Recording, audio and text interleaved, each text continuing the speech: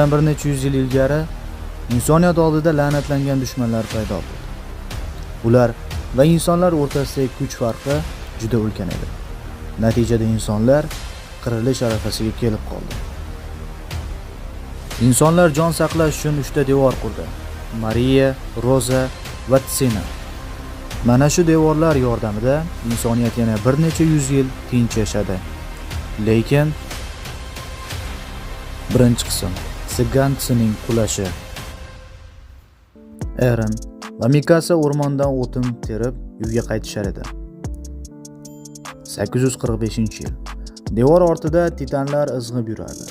Ichkaridagi odamlar va hatto askarlar ham xotirjam maishatga berilib ketishgan edi.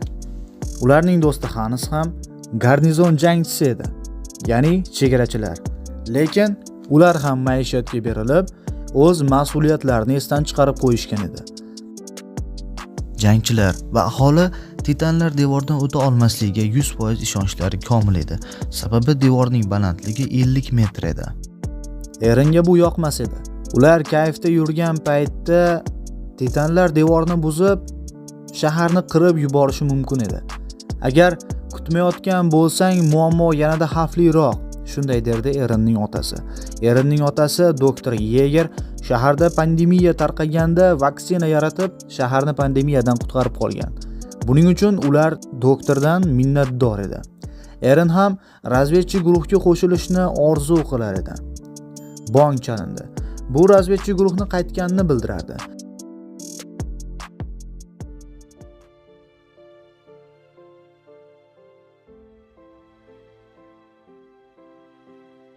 Lekin ularning ahvoli juda achinarli ahvolda edi. Ularning juda ko'pchilik qismi halok bo'lgan bo'lsa, ko'pchiligi og'ir jarohatlanib qaytib kelgan. Bir ayol o'g'li Mozesni izlab chiqdi.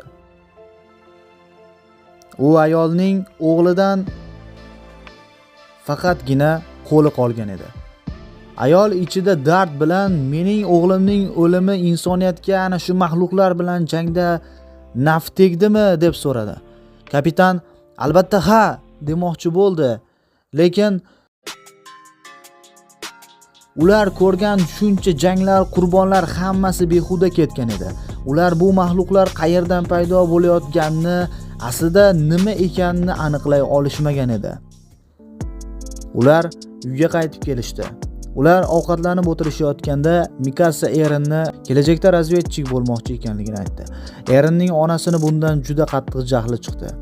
Erenning otasi bunga to'g'ri qaradi va nega tashqariga chiqmoqchi ekanligini so'radi. Eren tashqariga dunyoni ko'rish va insoniyat uchun jang qilmoqchi edi. Otasi ishga ketayotib, Erenga kalit ostida saqlagan podvalni ko'rsatishini aytdi.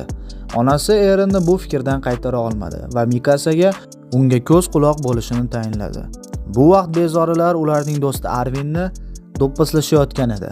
Eren ularni to'xtatmoqchi bo'ldi. Ular kelaver deb turgan vaqtda Mikasa ko'rinib qoldi. Ular ortiga qaramay qochib ketishdi. Arvin, Eren tashqariga chiqishni juda xohlashar edi. Odamlar uchun bu narsa yoqmas edi. Sababi ular devor ortida bir necha yuz yildan beri tinch yashab kelishmoqda edi. Lekin bu devor ularga yana shuncha vaqt turib berishga hech kim kafolat bera olmas edi. To'satdan qattiq chaqmoq chalib yer qimillab ketdi. Ular o'sha yerga borib, ne ko'z bilan qarasinki 50 metrli devor ustidan titan qarayapti.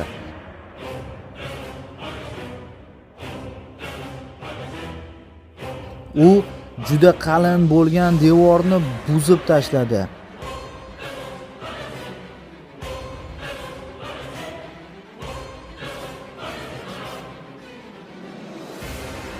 Natijada ichkariga titanlar kira boshladi. Ular odamlarni birma-bir qira ketishdi. Devor buzilgan tarafda ularning onasi qolib ketgan edi.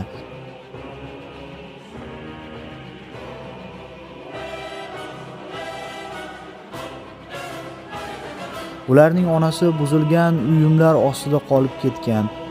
Lekin titanlar yaqinlashib qolayotgan edi. Karla ularga ketishini aytdi. Agar ular ketmasa, hamma shu yerda qolib o'lib ketishi mumkin edi. Shu vaqt Hanis yordamga keldi va u borib Titanni o'ldirmoqchi bo'ldi.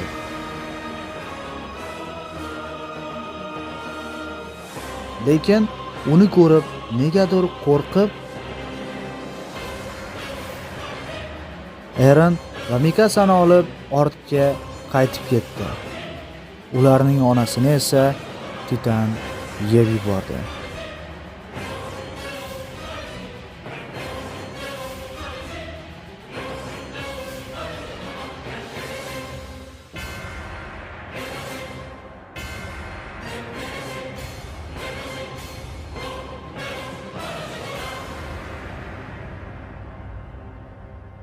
Shahar vayron bo'ldi. Titanlar shaharda chumoliday bosib ketdi. Ular odamlarni birin-ketin qirib ketishardi.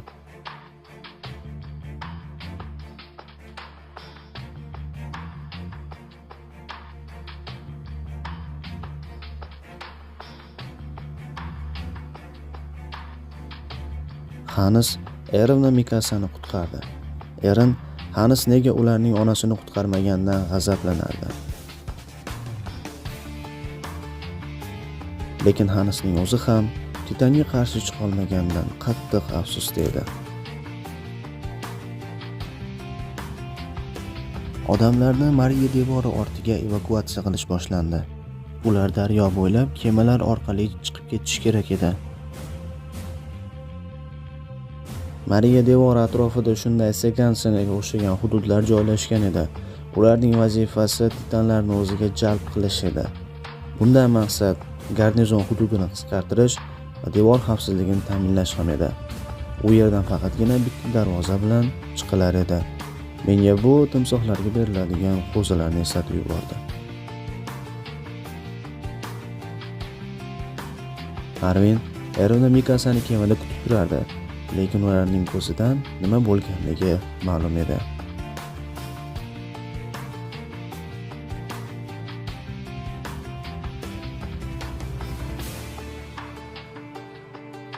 Kemalar to'lib bo'ldi, lekin hali kemaga chiqishga ulgurmagan juda ko'p odamlar bor edi.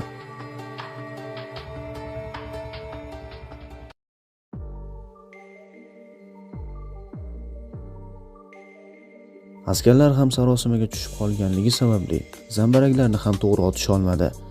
Darvozani yopishga to'g'ri keldi. Sababi titanlar ancha yaqin kelib qolishgan edi. Agar titanlar darvozadan o'tib ketsa, Mariya aholisi ham katta xavf ostida qolar edi. Hanis ularni to'xtatishga harakat qildi, lekin ular rozi bo'lmadi. Shu vaqt qandaydir qadam tovushlari eshitildi. Ularning ro'parasidan oddiy titanga umuman o'xshamaydigan titan paydo bo'ldi. Uning tezligi oddiy titanlardan 4-5 baravar tez edi. Unga hatto o'qlar ham ta'sir qilmasdi. Yetmaganiga to'g'ri darvoza tomon yugurib kelardi. U juda katta tezlik bilan kelib Mariya devorini buzib o'tib ketdi.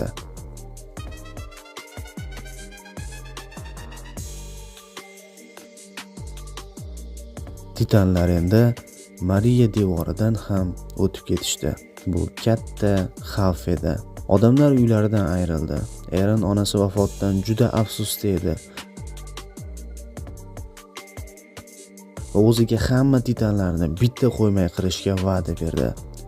Shu kecha titanlar 10 mingdan ko'p aholini qirib tashladi. Erenning otasi esa oilasi omon bo'lsin degan umidda qaytar edi. Eren tush ko'rardi. Tushida otasi Erenga qandaydir ukol qilmoqchi edi. Eren bunga qarshilik ko'rsatardi. Otasi esa unga yordam bermoqchi ekanini ta'kidlardi va otasi Erenga u albatta uy ostida saqlagan sirli yerto'raga tushishi kerakligini ta'kidladi. Lekin bu tush emas edi. Ular endi Roza devori ortida edi. Aholi ko'pligi sababli yegulik yetishmovchiligi boshlandi. Askarlar bundan g'azablanib, titanlar bularni hammasini yeb yuborsa bo'lar ekan deyishardi. Erenni bundan g'azabi keldi. U ahmoqlar hali titanlarni ko'rishmagan ham edi. Ular faqatgina devor ortida kerilishdan boshqasiga yaramasdi. Arvin ularni to'xtatib qoldi. Eren hatto ularning bergan yeguliklarni sadaqa sifatida qabul qilib, ularni yemasligini aytdi. Eren titanlar bilan jang qilmoqchi edi. Arvin: "Biz hozir ular bilan jang qila olmaymiz. Faqat yashash uchun harakat qilishimiz kerak va biz qochishimiz kerak faqat ortga" degan gapni aytdi. "Agar shunday bo'lsa, uy hayvonlaridek hammamiz o'lib ketamiz", derdi Eren. Mikasa esa Erenni bir zarba bilan: "Hozir bizning maqsadimiz tirik qolish va seni ochlikdan o'lishingga yo'l qo'ymayman", dedi. Qirollik qochoqlarni majburan mehnatga yubordi, lekin bu ochlikni bartaraf eta olmadi. Shu yilning o'zida qirollik Mariyani qaytarish operatsiyasini tashkil qildi va 25 mingdan ortiq qochoqlarni Roza devori ortiga jo'natib yuborishdi. Ushbu jangdan 100 dan ortiqroq odam qaytib keldi. Bu ish ularni uzoq muddatga ochlikdan saqlab qoldi. Lekin halok bo'lganlarning ichida Arvinning bobosi ham bor edi. U qattiq siqilardi. Eren keyingi yilga maktabga borib, titanlar bilan jang qilishni o'rganishini aytdi. Arvin ham u bilan birga boradigan bo'ldi. Mikasa ham Eren bilan birga ana shu yerga borardi. Sababi u Erenni yolg'iz qo'ya olmasdi. U Erenni himoya qilish kerak edi, chunki uning onasiga shunday va'da bergan edi.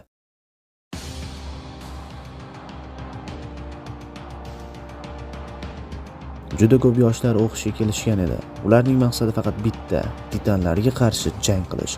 Erenning maqsadi ham amalga oshish arafasida edi, lekin bu oson bo'lmaydi.